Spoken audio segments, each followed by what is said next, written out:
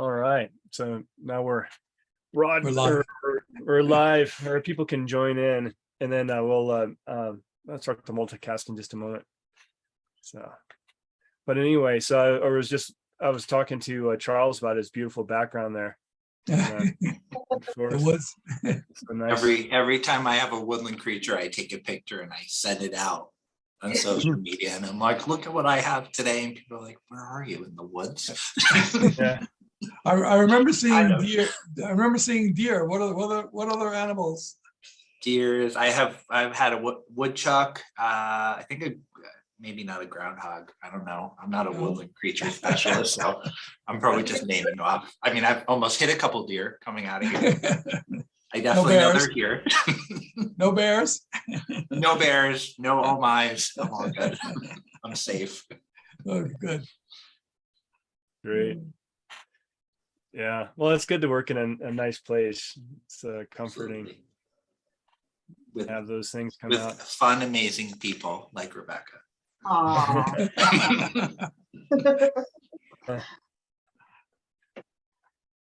So, yeah, well, hopefully you all have had a great summer so far. Been going by fast, but it's been great so far. I think a little bit more normalcy than we felt the past 2 summers. So everyone's happy for that. Mm-hmm. And are you expecting a particularly busy year end, or yeah? Yeah, year end for us is always busy. So it starts probably in mid-October through the end of February is our busy cycle, mostly because it's still very common to have year-end compensation cycles. So lots of clients are moving to more frequent or not necessarily around year-end, but I think for the foreseeable future, it'll be the busy time. Right. Mm-hmm. Same for you guys, I would imagine, right? Yeah, that's true. I mean, it's yeah, we're still seeing about 70% or more of our clients are still on the more of the annual year-end cycle. Mm-hmm. And then some others are moving to the more frequent. So that's yeah. And then it's interesting when you get new potential clients raising their hands and saying they need something now before year end. Yeah. So that's a challenge too, but that's always fun, part of the excitement. That's right. Well, everybody, we have people that are joining on here and are as in the attendee area, and we'll be getting started here at the top of the hour. So just about another minute. Yeah, I mean that's I think it's so important as comp professionals to make sure that you have a good relaxing summer, because the year end is always tough. Yeah, right on the heels of it. That's right. So it's good. So anyway, but I am looking forward to maybe spreading things out a little bit more. I think that having a little bit more of a full year where it's less intense, and as companies start adopting more of these the compensation software out there that's available, they can take advantage of the ease and automation of those tools. So yeah, Sam, I think you're exactly right. The readiness of data and being able to clean it and pull it in more frequently is being helped a lot by systems and tools, thankfully. Right. Just got to get people off those spreadsheets. That's right. Yep. Hard for people to let them go still. Great. Okay. So we are. So, oh, go ahead, Sam. We are at the top of the hour. So Jackson, want to bring up the our presentation? We'll get started. Perfect. And 1 second here as I just get the live stream moving. All right, we are now online. So welcome everyone to the Rewards Mastermind. The Rewards Mastermind, if you haven't, this is the first time you're joining us, is a place where we go through the latest tools, and we talk about compensation and rewards and how to elevate the overall industry and improve better experiences for our employees and our people. So today we have, as our host today, we have Howard Neiswitz, and Howard's a member of Comp Team and has been with Comp Team for quite some time. He's a reward strategist. He's got a long history in Barclays and Citigroup and JP Morgan, as you see. And then myself as well. I'm going to be kicking things off here. My name is Sam Reeve. I'm the CEO of CompTeam. We also have Jackson Brockway, who is our compensation analyst. He'll be taking questions and bringing them to the panel as we go along. So we have some very special guests here from DecuSoft. First, starting with Rebecca Baker, and she is the VP of Client and Sales Enablement. And Rebecca's going to tell us a little bit more about herself in just a moment. And then also, and joining us from DecuSoft is Charles Mangino. And Charles, did I just say that right? Mangino, is that Yes, you did. did. Perfect. Yeah, head of people. So we're going to be talking about the DEI and why it's important to really look at those people analytics and how it matters in compensation. So excited about the conversation today. And so just to kick things off, perhaps Rebecca, you can tell us a little bit about yourself and how you got involved in DecuSoft and your passion in the industry. Absolutely. Thank you so much for having me back today. It's great to see you all and to be talking about a topic that's very relevant for today. I have been with DecuSoft for just 9 years now, and I started in the implementation team and have worn a lot of hats over the years, but now I'm really focusing on client success and ensuring that the feedback from our clients funnels back to the product and to the sales team so that we have the best offering that we can for our clients. And Charles, I know that you're brand new, so tell us about how your experience and how you found DecuSoft. Absolutely. Yeah, a month and a half in and loving it. Absolutely loving it here at DecuSoft. And been in the HR world for about 20 years, a little over 20 years. And I spent the first 10 years in retail HR, very siloed, very black and white, no gray area. And over the last 9 or 10 years have been in smaller mid-sized organizations, which has led me to DecuSoft. My official title, Head of People, DEI and Culture, which I really try to shorten it to HOP, I think it's a lot easier, is really focused on building the internal culture while really making sure that the team is supported. And that's my goal overall, is it's just working with people, the passion that I have for really being in this type of business. People say, HR, how have you done it so long? But it's really about building those internal and external relationships. And that's just the world is your gamut where you go from there. And maybe, kick things off, DecuSoft is probably best known for their compensation management software. So maybe you can tell us a little bit how, you journeyed from that to these new initiatives in DEI.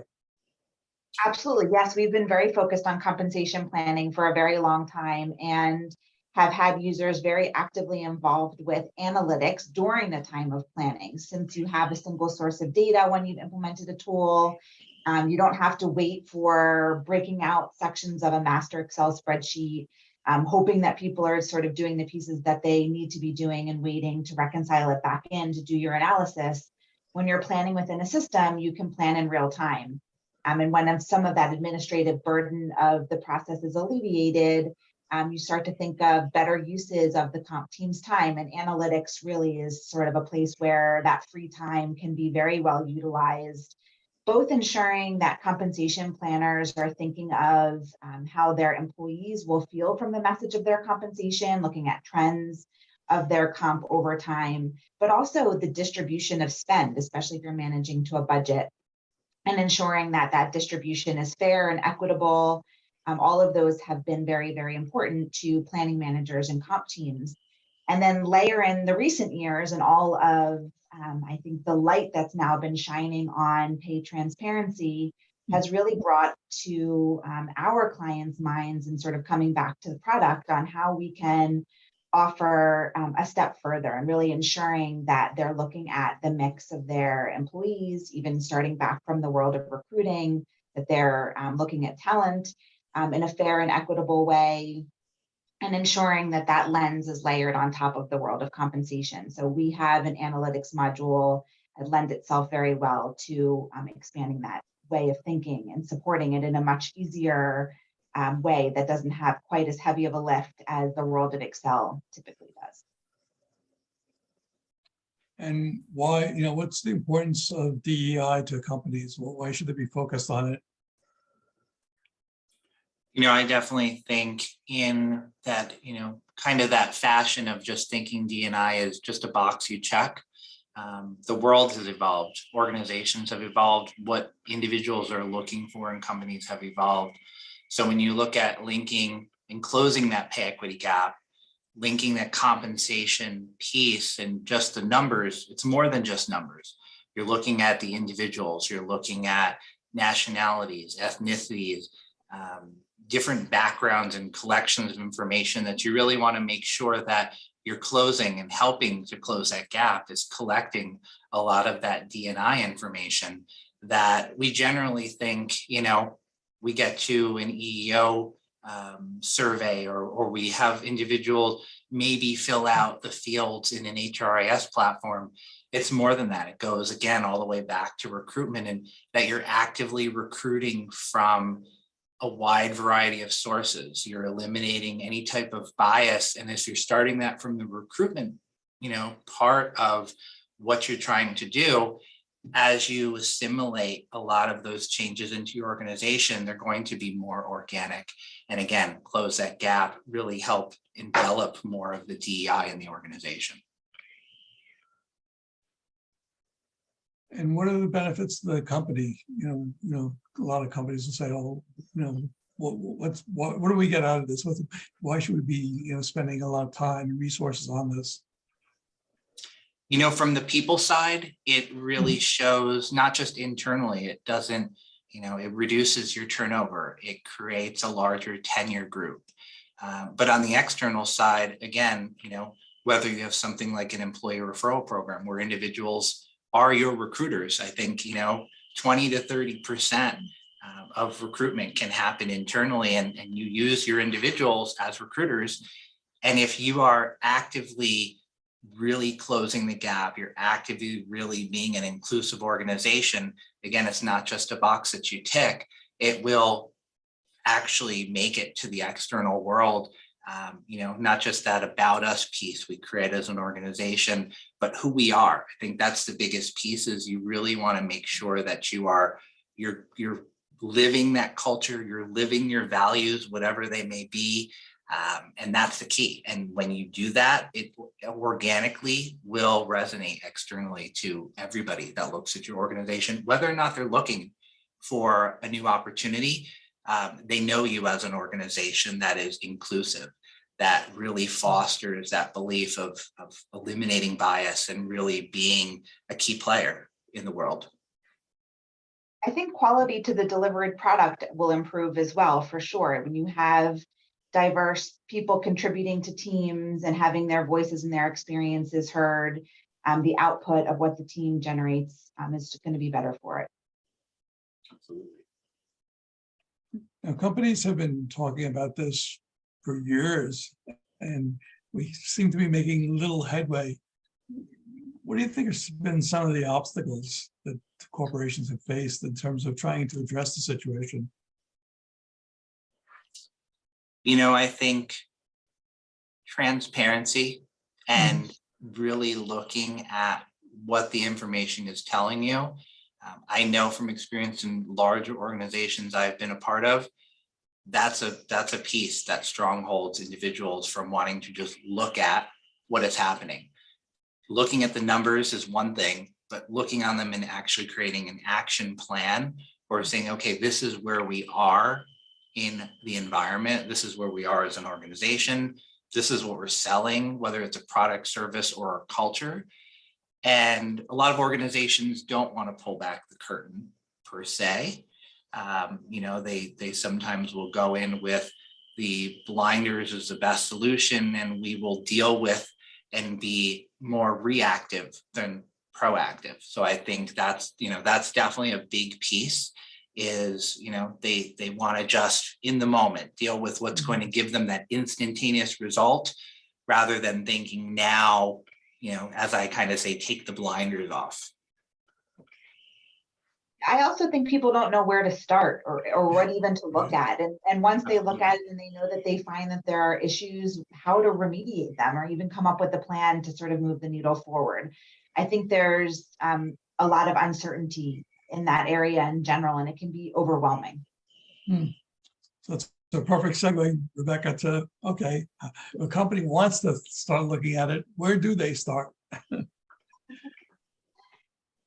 I mean, Charles can probably weigh in, but in my mind, it's starting to think about the data elements that are going to be important to pull together. And did the employee have a say in those data elements that are gathered around them? I think that's probably the first starting point. Charles, do you agree, or do you have some other thoughts on where to start? No, I absolutely agree. And I would add to that, it's also breaking down what I call micro silos within the organization. So historically, HR, finance, CFOs, a lot of those roles have been segmented in the organization.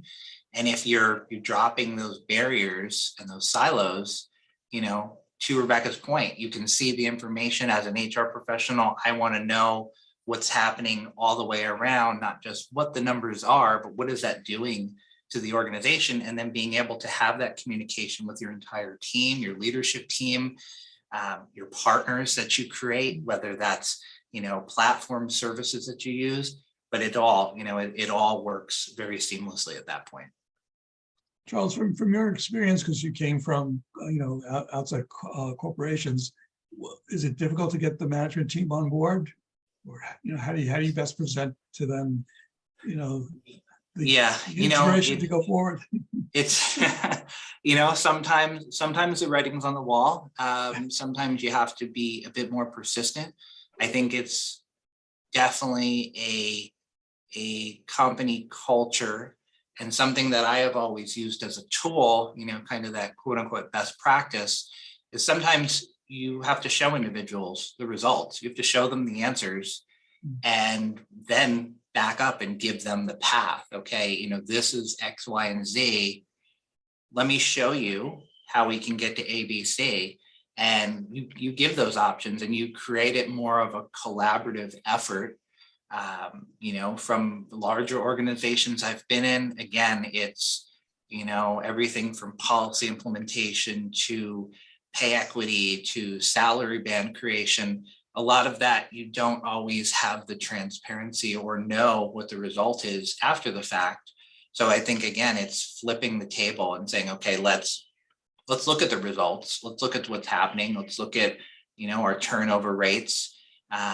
And then let's come up with solutions on how we can solve them and close the gap on that. But don't wait until there's a problem. Be proactive. Absolutely. I think if there's one takeaway from this, it's be proactive. Start Absolutely. somewhere, build onto it. You don't have to have all the answers on day one, but definitely don't wait until there's an issue. And what would be some of the key data elements that an organization would want to look at? I think some of the most common ones are hire date, date of birth, ethnicity, race, gender, and definitely making sure, especially in details like gender, that the employee gets to designate their own categorization and it isn't self-filled in by someone in the onboarding process. So definitely something important to think about, but that there are advanced metrics that can be gathered as well.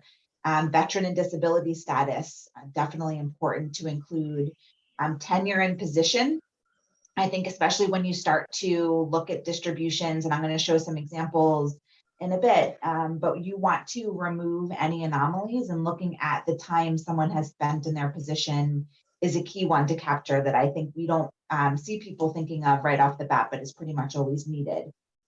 Then you'll need some sort of organizational roll-up type information. So department, division, however you think of your logical groupings based on location. And also title and position level groupings as well. If you have salary grades, if there's a title hierarchy, if you have position levels, and performance ratings, I think is another one that it's important to filter by as well. So really, there are multiple aspects to look at: employee level demographics or census data combined with those other grouping type data elements that will allow you to slice and dice the data and sort of analyze it and come up with some key takeaways from those grouping related fields. Have you encountered, I know this is a fairly new product for you, but have you encountered organizations where they say, well, we don't have a lot of that demographic information, so what do we do? Yeah, exactly. And just start with what you have. Everyone has hire dates and basic employee information, roll up grouping. If you can combine that together with compensation number data, so you can look at distributions across spend, that's a great place to start. And then you can just layer in more as you have more available to you. Any type of reporting, the more people that you show it to, the more opinions you're going to have that are going to sort of shape it and have it change and morph over time. But just starting somewhere is sometimes the hardest part. Any issues in terms of,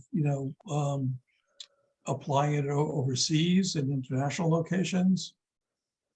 I think that's where those grouping fields come into play for sure. But you're right, Howard, and I'm glad that you mentioned that. When you start to think about layering in compensation data, so what people were truly paid, when you have a global organization, you have to have some sort of single reporting currency in order for the analytics to make sense when you're joining the employee demographic analysis with the overlay of total comp and the elements that make up of total comp. So what we do in our offering is we allow the import of both local and a common reporting currency, so that analysis could look at local cuts or the more generalized currency across those global teams. So you really need the ability to really kind of cut and slice and dice the data as seen fit, right? You'll want to, again, because that feedback that you'll get, and as you start to look at it and dive into it, you'll think, well, what about if I look at it this way? Or how do I remove some of these anomalies within the data? So the more you can think of upfront, the helpful, but if not, you'll just layer in more as you keep going. Any pitfalls or issues that folks should be aware of as they begin their audit? I can think of two. Charles may have more. So data cleanliness, I think, is going to be a big one, but I don't think it should hold people back from starting. You can always improve your data cleanliness and pull in from more sources and do some scrubbing along the way.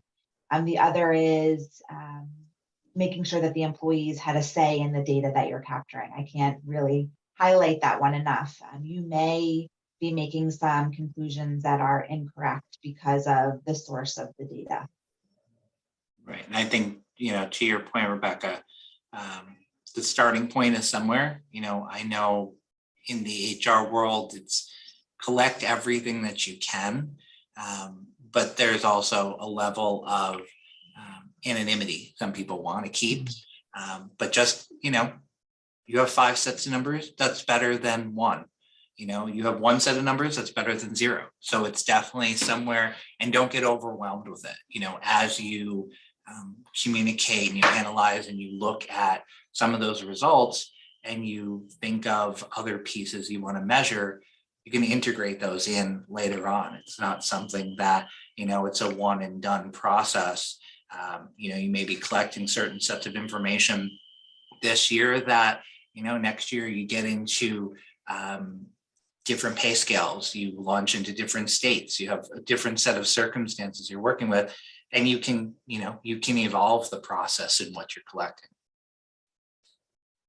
Also, go back into recruiting. Sorry, Howard, to cut you off, but that's another point that I wanted to make sure. And Charles, you and I have had some interesting conversations about this offline, but analyzing your existing employee workforce is definitely important. And I think it's what people think of first, but also going back into recruiting and looking at the candidates that you're considering, and even for the jobs that you're hiring against, has an important element into this as well. Absolutely. Yeah, and look at what the market data is telling you. We're in this,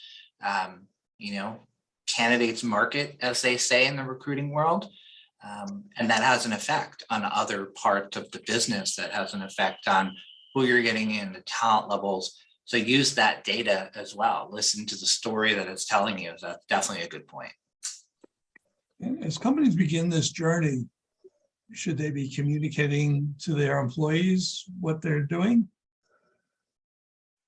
I think at any level of any type of process, Mhm. transparency is key. If it's where, you have a yearly town hall, or you're having annual or monthly calls with your team to share at all levels of the organization, be transparent with it. Tell them why, give them the explanation, share as much information as you can. But that transparency is key, because that will, again, create buy-in from your employees at every level. That will create longer term relationships, that will have individuals see, okay, well, this is why this is important to collect, or this is what this information will help us do. And as long as you're explaining it through the process, again, at different levels, you're going to divulge certain information and some you won't. But you're going to have, employees understand, and even in terms of onboarding, you're onboarding a few new individuals, which I have over the last few weeks, clear and concise, say, this is, fill out what you can, fill out what you feel comfortable doing. Obviously, there's required fields we can't bypass. But if you're having those explanations, even from the beginning with newcomers, it definitely creates that relationship of, okay, I understand why, and this is important because. Should you get a champion from the management team to help drive the effort? You definitely can. I think from, that old saying, from bottom up to top down. And I think in every organization, it can't just be HR. It shouldn't be just HR. Right. If it's one person, if it's a team of 20 in your HR group, because they're going to just say, oh, it comes across as more transactional. So if you have, your CEO, your CFO, your entire leadership group that's talking to their team and reminding them and letting them know this information and sharing, again, that transparency. I've always found, and I've had conversations with obviously every CEO that I've worked for, be a part of the team. Don't just be that CEO seat. And I think that's so beneficial to have that representation from the top down, that top leader that's coming out and talking to the team and building that relationship and talking about the numbers is definitely key. Good. What about when you don't have buy-in from managers, though? I think that's sort of an interesting, probably a more common scenario, hopefully less and less so, especially as more light is coming and shining on this topic in the news, and we're hearing stories very commonly now. But what should people do when they don't have buy-in from the top? I know specifically in some of our clients' cases, it hasn't been a company level initiative. It's been a planning manager, an area manager, a division manager who's wanted to sort of take the lead for their own slice of the organization. And that's harder to do, right? When you don't have support or buy-in. Absolutely. And I think it's kind of a twofold, because 50% of the team wants results, and the other 50% may not have the time. They may not have the capacity. They may not be able to have buy-in, or sometimes they just don't want to. And I think it's speaking to those results. We can make a change if we look at XYZ, but I need ABC from you. And I think being clear, concise, at that top level, as a HR professional, there is a certain stronghold I have in that. Same thing with the payroll departments or planning managers, who's ever involved in those processes. There's a stopping point. They have a point where they know to step back, let the conversations happen. But I think also knowing and being that key player of driving those results, talking about them and saying, okay, honestly, we want to get results. Here's what we need to do. Here's some ideas. Let's talk about, let's collaborate about it and organically get that buy-in. You're never going to get individuals that are not in the process or don't believe in it sometimes. You're not going to get them to just jump in and participate.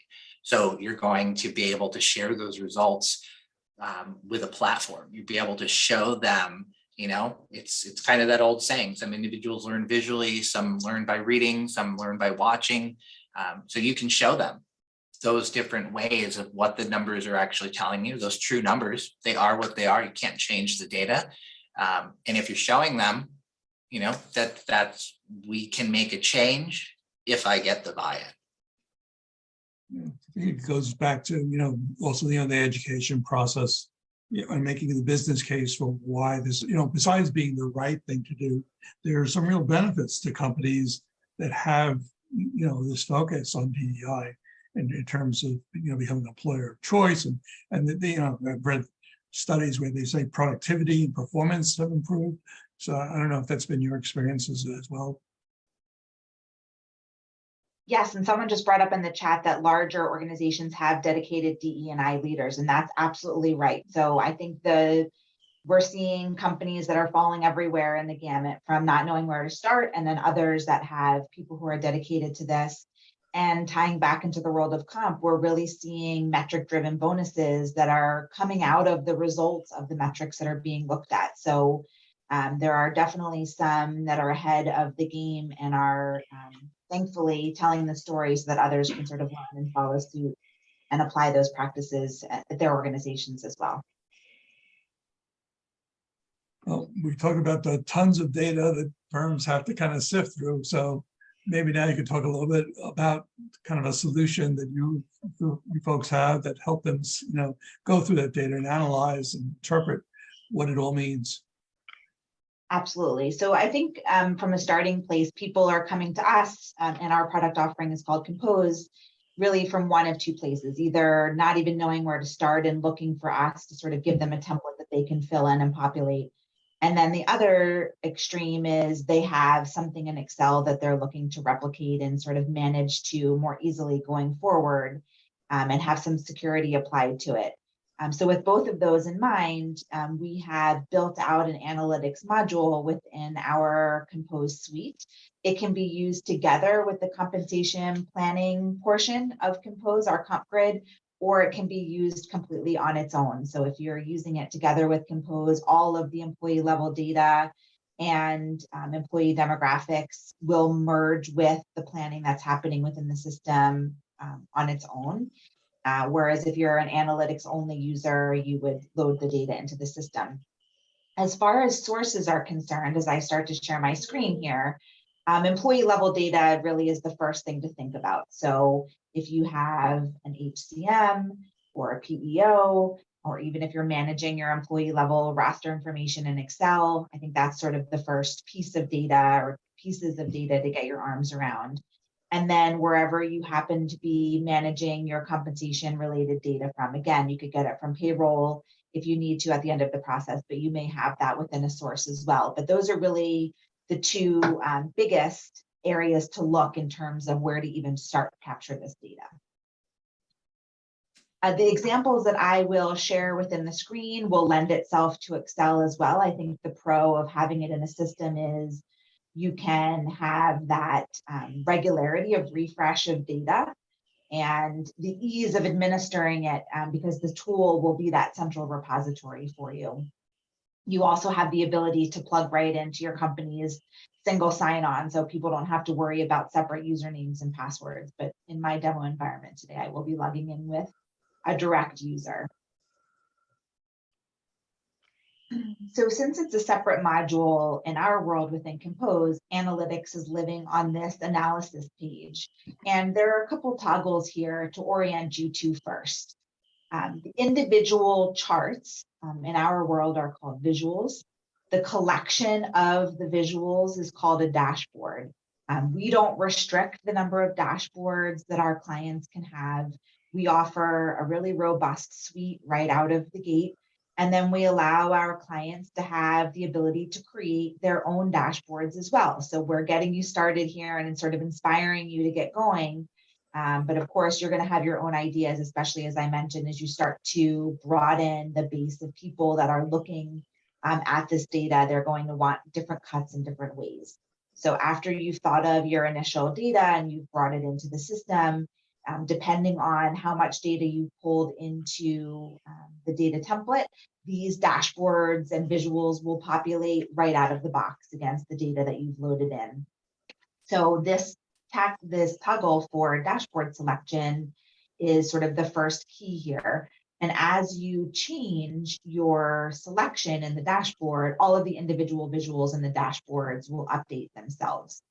We've used our company colors, but you can use your own company colors as well, so it has that more personal feel. The next thing to know is there's really two angles that we're looking at all of these dashboards by. As an example, you can look at just age distribution, or you can combine age with compensation data. And that's how we've approached every demographic type category. So you can look at ethnicity alone or ethnicity combined with comp data. Again, speaking to how robust your data availability is, you can start with what you have. So when I move here to this age range distribution dashboard, all of these individual visuals are updating based on the data that's loaded to the system. You can switch between your direct reports, your indirect reports, a mix of both, or looking at all employees you have security access to. So this all employees is a useful cut for people who are admins. You may not just want to look within your reporting section of the overall org structure. You may need to look more broadly at the company level. And then Howard, to the question that you had asked earlier around currency, we're offering local and USD, and I would suggest anyone starting out do the same, especially if you have a global organization, for that reason that we had mentioned earlier. The math and the distribution of any numeric related analysis will make much more sense when you're reporting it on a single currency. Then you'll need to separate some type of reporting frequency, whether it be comp cycle, or you could strive to do this quarterly or twice a year. Ideally monthly or something much more frequent, especially when you have a system in place, and bringing in data with more regularity just becomes easier. But start somewhere, and even if it's an annual or just a current point in time, again, you can grow and morph your process as you move forward. Now, when I switch the dashboard and again, stay with age, but move to age combined with compensation related data, we're offering a different set of visuals within this dashboard. But let's look at some more of the individual toggle filters and features within the visuals and dashboards themselves. You'll notice each has this little funnel. It's either at the visual level or it's at the dashboard level, and that's going to allow you to filter. So when we had talked at the beginning about some of the data elements that are important to think about and start to bring in, we had talked about grouping and filtering, and here's how we're solving for that within Compose. So again, at the visual level, if I want to add a filter, and I'm just going to pick performance rating now, the categories that show up here for selection will be the categories that you have loaded. So our demo data has just 4 performance rating categories. You may have more or less. And when you apply it, it's going to zoom in. And it looks like I picked one that doesn't have. So let me choose more here. There we go. You could also do the same at the overall dashboard level. So here are all the categories again within our template, and you can zoom in on any of them and add them within your dashboard to filter down. So when I chose a filter at the dashboard level, it's automatically applying it to all the visuals, whereas the visual only level dashboard is just applying to that individual section of the dashboard overall. Then there are some mouse overs here. So the level of interaction is really nice within these visuals and dashboards. You can allow mouse overs, you can allow click-ins. So I've clicked on an individual section of, in this case, these bar charts, and we've enabled some of these drill-ins directly within the visual themselves. I think one of the most interesting ones is the ability to look at the details behind that section of the chart. And this is going to show you the employees that fall into that section of the chart that you've drilled into. So there's one employee in this section of the chart. I can drill in. When I created the visual, I chose the data elements here that are part of this detailed breakdown. And I think this is important here to pause and call out, I don't have name included here. So if you need an element of anonymity, at least getting started, and depending on who you open up this analysis to and this data to, you don't have to include name. You don't even have to include employee ID. So if these are things that you would like to just look at more broadly to get started, you can keep away those employee identifying PII related fields to let you do details that can't be backed into a specific individual. Title, I think, or position would be another example.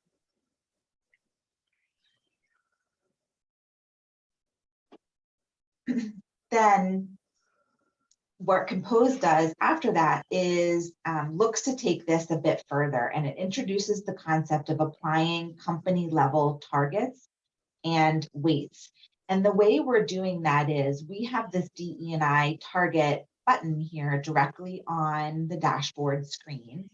And what it's doing is allowing you to look at your imported types for gender, ethnicity, and age.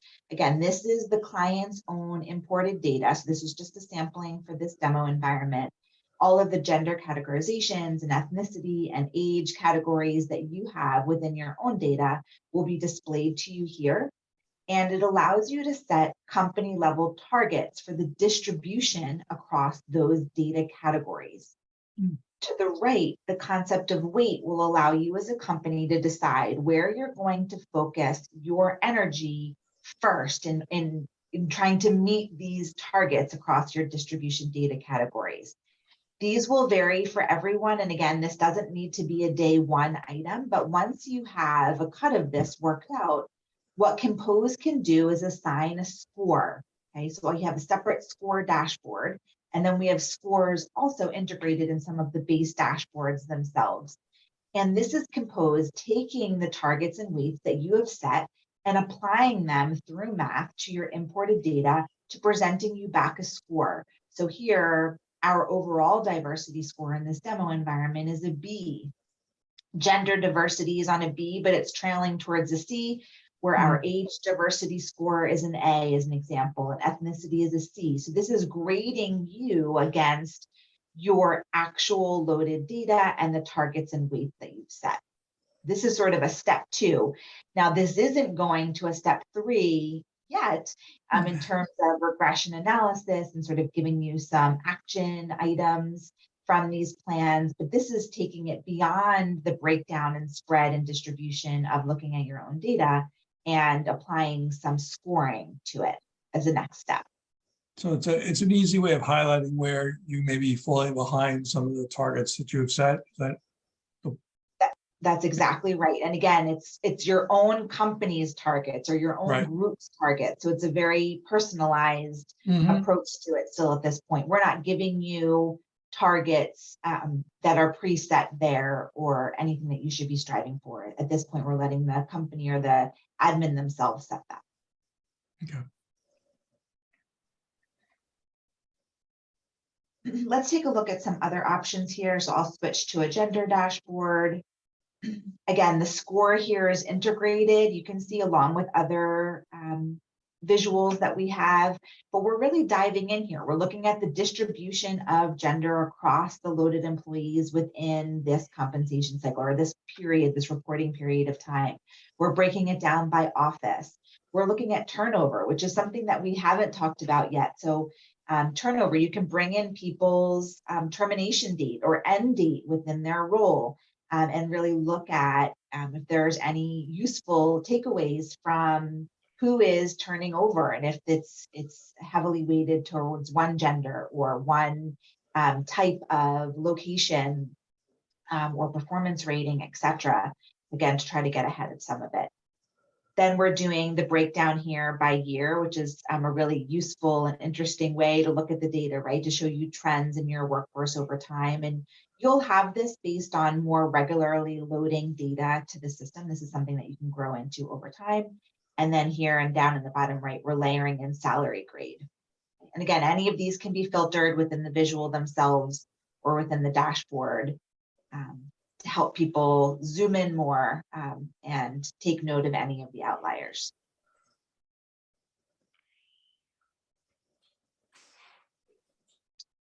getting into the world of pay equity, lots of clients are very, very focused on this and are looking at it in terms of their actual compensation planning as well. Let's see if I can get my example to come up here. But here we've matched in salary ranges, min, and max, along with gender. Looking at histograms of total comp by gender. We have females and males here, compensation and total compensation by gender, and then layering in some scatter plots as well. So lots of different ways to slice and dice the data. And an important note is, even if you don't choose to open up Compose Analytics to a wider audience, even initially, you can export any of these individual visuals or the dashboards themselves. So each will have an export capability. You can export into an image or a PDF, or even the raw data itself that's behind the individual visual, as well as the overall dashboard. So in some cases, we see clients getting started with the admin team and creating reporting decks and using these really beautiful board-ready presentation visuals exported directly from Compose Analytics into their PowerPoint, and they can go forward with it and have meetings to go over the different distributions and talk about maybe some next steps and how to action the trends that you're seeing and changes within internal processes. How difficult is it to get to this point once you start working with a client in terms of getting their data loaded and starting to produce these types of analyses? So it's actually just a matter of, it's very, very easy. It's a matter of days, especially if they're using the data template and the existing dashboards, which is what we're suggesting as a place to start. It's a very quick lift.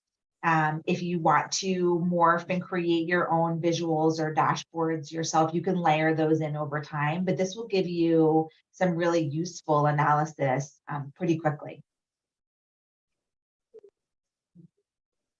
And then Charles, I guess, what are your comments on, once we have analysis and data at your fingertips, how to take it forward and draw some conclusions around it and start making action plans? Because really that's the point of doing all of this, right? Is making some changes and not hiding from the areas that may not be perfect. You know, that's definitely pieces that I know half and half. I would take some of this data and I would use this, whether as an HR individual, I'm part of the recruiting team, I would bring this to the recruiting team and say, okay, you know, we want to further our outreach. We want to grow underrepresented groups with our organization. Let's find some other areas that we can recruit, other job boards, online, career fairs. So using some of that data to say, okay, we want to expand our different groups of individuals we have in the organization. And then internally, you know, it's where are we looking to close that pay gap? Is it a particular department, location, as you mentioned? I think that's definitely, you know, it helps me as an HR individual, whether I'm, you know, looking at policies. How are our policies within the organization? Are there things that need to be updated to a lot of the changes that are happening? So you can really, you know, use this for so much. And again, you know, best practice I say sometimes is when you don't have that buy-in from every level of leadership in the organization, for example, you can use this to show them the clear data. It's the numbers. It is what it is. You can't change it. But we can be, again, create some action. We can be more proactive than just in the moment looking now at why our terminations are so high and our turnover percentage has increased 50% over the last year. Now you have some data to show, is it happening within a particular department? Is there training and development that needs to be updated? Is there a lack of? So again, you can really use it across all gamuts internally for sure. Yeah, it's not being afraid of what the data shows. It's being able to take some action to address the issues from the data.